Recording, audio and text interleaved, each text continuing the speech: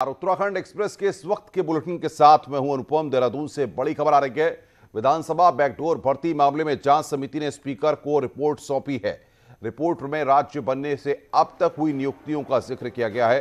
CM के आग्रह पर स्पीकर ने 3 सितंबर को गठित की थी जांच कमेटी। कमेटी में शामिल थे 3 रिटायर्ड आईएएस अफसर और इस मामले पर रिपोर्ट सौंप दी गई है। राज्य बनने से अब तक की नियुक्तियों का जिक्र बाकायदा इस रिपोर्ट में किया गया है। सीएम के आग्रह पर स्पीकर ने गठित की थी कमेटी।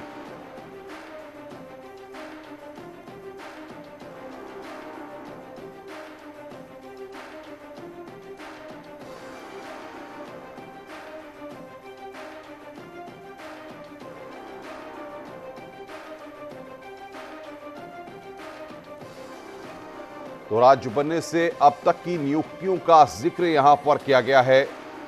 सीएम के आग्रह के बाद यह कमेटी गठित की गई थी।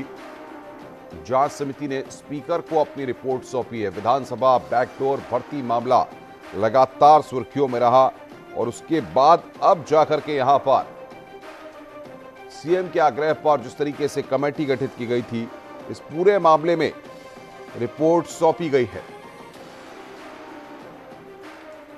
बड़ी खबर इस वक्त हम बता रहे हैं आपको। इस पूरे मामले में रिपोर्ट सौंप दी गई है। अब सबसे बड़ा सवाल यह है कि भर्तियों को लेकर जिस तरीके से सवाल खड़े हो रहे हैं, ऐसे में इस रिपोर्ट में किन चीजों का जिक्र है और क्या कुछ लोग इस पूरे मामले में संदेह के घेरे में आ रहे हैं। दीपांकर भट्ट हमारे सहयोगी हमारे साथ जुड़ रहे हैं सीधे। दीपांकर, रिपोर्ट सौंप दी गई है। अब सबसे बड़ा सवाल यह है कब ये रिपोर्ट सामने आएगी, क्या एक्शन होगा, कौन जिम्मेदार हैं, किस तरीके से गड़बड़ झाला हुआ है, ये सारी चीजें जाहिर तौर पर इस रिपोर्ट में सामने आ जाएंगी। बिल्कुल अनुपम, इस साल का या कहें पिछले 22 सालों में सबसे विवादित ये भर्ती प्रक्रिया विधानसभा को लेकर रही है। इसकी कल रिपोर्ट सौंपी गई है स्पीकर रितु खंडूरी को, जो 3 सदस्यों की टीम उन्होंने बनाई थी एक्सपर्ट कमेटी, उसने रिपोर्ट सौंपी है। अब स्पीकर रितु खंडूरी पर सब कुछ टिका है कि वो कब इस रिपोर्ट को सार्वजनिक करती हैं, कब सामने आती हैं।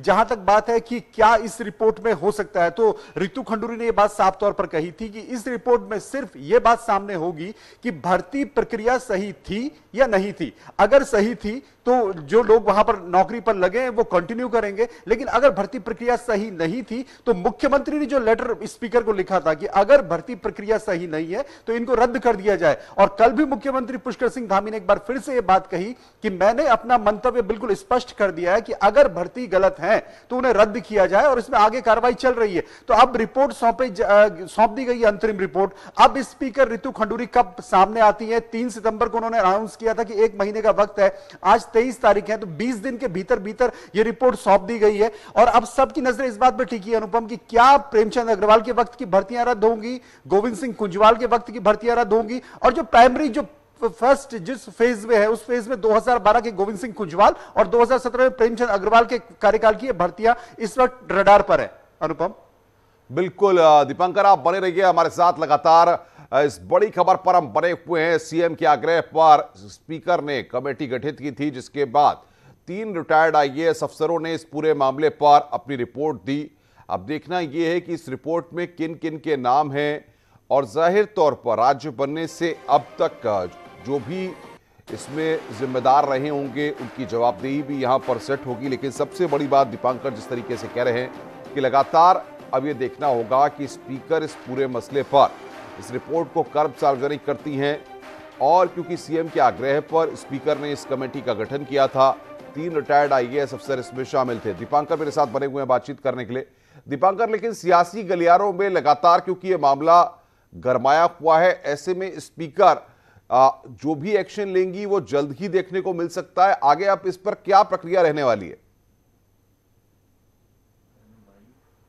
बिल्कुल अनुपम, क्योंकि मामला सियासी है, कांग्रेस बीजेपी के बीच जमकर पॉलिटिक्स हुई है विधानसभा भर्तियों को लेकर, इसलिए उम्मीद इस बात की जा रही है कि बहुत जल्द इस रिपोर्ट को सार्वजनिक करेंगे रितु खंडूरी। लेकिन जब भी रिपोर्ट सार्वजनिक होगी, वो चाहे जो यहां पर नौकरी लगे उनके पक्ष में हो या उनके अगेंस्ट हो, इस पर पॉलिटिक्स गरमाएगी। क्योंकि अगर प्रेमचंद अग्रवाल के कार्यकाल की भर्तियां रद्द होती हैं और अगर गलत पाई जाती है तो फिर सबसे बड़ा सवाल नैतिकता का खड़ा होगा कि क्या प्रेमचंद अग्रवाल बतौर अभी जो कैबिनेट मंत्री है सरकार में, क्या वो इस्तीफा देंगे?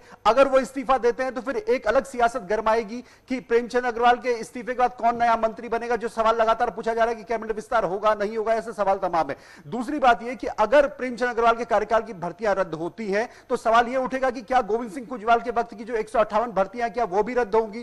क्या वो जो नौकरी कर रहे हैं 158 लोग, क्या वो हाईकोर्ट की तरफ मूव कर सकते हैं? जो अभी ये बात जाहिर तौर पर बहुत बहुत बड़ी बात आप कह रहे हैं दीपांकर, हमारे साथ आप बने